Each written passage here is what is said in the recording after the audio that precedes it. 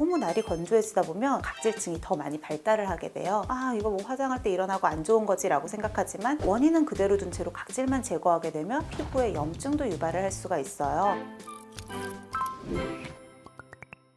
겨울철은 아무래도 대기 자체도 많이 건조하고요. 또 찬바람이 많이 불다 보니까 그로 인해서 피부의 수분이 많이 빼앗기게 되죠. 우리 피부는 표피층, 진피층, 피하지방층이 있는데 사실 이런 피부층들을 지켜주기 위해 제일 겉에는 각질층이라고 하는 층으로 덮여져 있거든요. 각질이라고 하면 아, 이거 뭐 화장할 때 일어나고 안 좋은 거지 라고 생각하지만 적당량의 각질은 반드시 필요해요. 그래야지 수분이 날아가지 않게 지켜주고 또 외부에 있는 유해 물질들이 피부를 자극하지 않게도 도와주게 되거든요. 너무 날이 건조해지다 보면 이 각질층 같은 경우는 외부의 건조한 대기로부터 내 피부가 수분을 빼앗기겠네? 빼앗기지 않도록 더 내가 두껍게 만들어야겠다라고 해서 각질층이 더 많이 발달을 하게 돼요. 그래서 이렇게 스크럽젤을 쓴다거나 화학적인 걸로 이제 녹여내는 제품들을 쓰시게 되는데 사실 각질이 생기는 원인을 찾아보고 그 원인을 차단해야 되는데 원인은 그대로 둔 채로 각질만 제거하게 되면 오히려 피부는 더 예민해지고 더 붉어지고 각질도 더 많이 생길 수 있거든요. 개인적으로는 각질 제거제는 권해드리지 않고요. 너무 불편하고 너무 심하다라고 하는 경우에는 일주일에 한 번이나 2주일에 한 번 정도 아주 순한 제품, 알갱이가 아주 작은 제품으로 세게 롤링하지 말고 가볍게만 좀 롤링하면서 각질을 제거해 주는 게 좋습니다. 무엇보다도 가장 중요한 건 어쨌건 보습을 해주는 거고요. 보습을 한 후에는 이 수분감이 날아가지 않도록 뭐 로션이나 아니면 크림 타입, 오일 같은 제형으로 위에 한 겹 덮어주는 게 좋아요. 약간의 가려움증이 있는 정도면 보습만으로도 충분히 해결이 되거든요.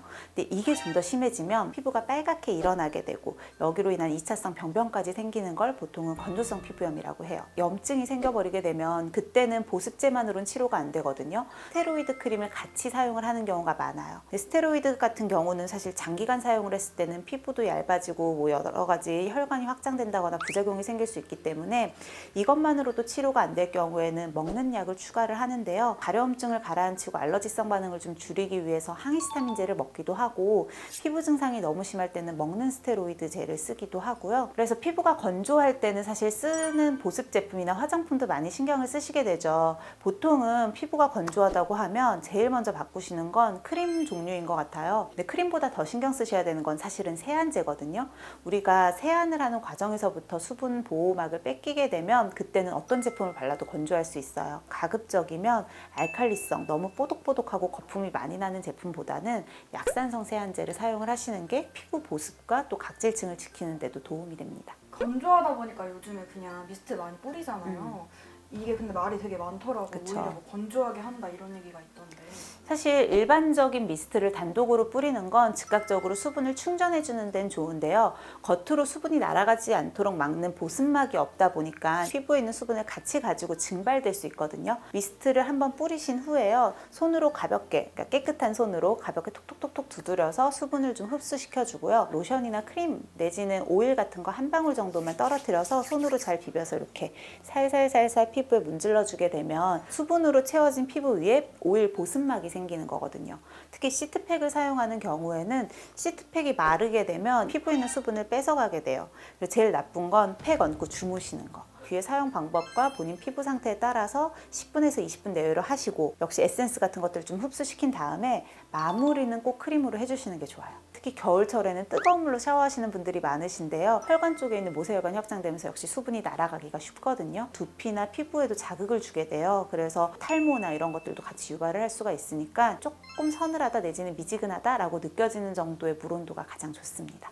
몸이 건조하다 보니까 로션 같은 거를 계속 발라주잖아요. 바디로션. 근데 그걸 계속 덧바르는 것도 괜찮은 건가요? 제일 좋은 방법은 샤워하고 나오자마자 바르는 거거든요. 푸석푸석하고 건조한 피부에 바디로션을 바르게 되면 하얗게 일어난 각질은 그걸로 재울 수가 있어요. 하지만 수분이 충전되는 건 아니잖아요. 너무 건조하다라고 하면 미스트 같은 거라도 한번 뿌려준 후에 바디로션을 발라야지 바디로션만 계속 덕지덕지 바른다고 수분감이 충전되는 건 아니에요. 의사연! 일반적으로 대기가 건조할 때 같이 피부 건조증이 오기도 하지만 무기질이나 비타민이 부족했을 때도 피부 건조가 생긴다거나 피부염이 유발되기도 하거든요. 비타민 A 계열의 성분이나 아연이 좀 들어간 영양제를 보충해 주시는 것도 좋고요. 대부분의 채소와 과일에 풍부하게 포함이 돼 있거든요. 그래서 제철 과일들 잘 챙겨 드시고 수분, 물은 무조건 2리터. 꾸준히 드시면 어느 정도 겨울철 피부 건조에서 좀 벗어날 수 있을 것 같아요. 구독과 좋아요, 알림 설정까지 꼭 눌러주세요.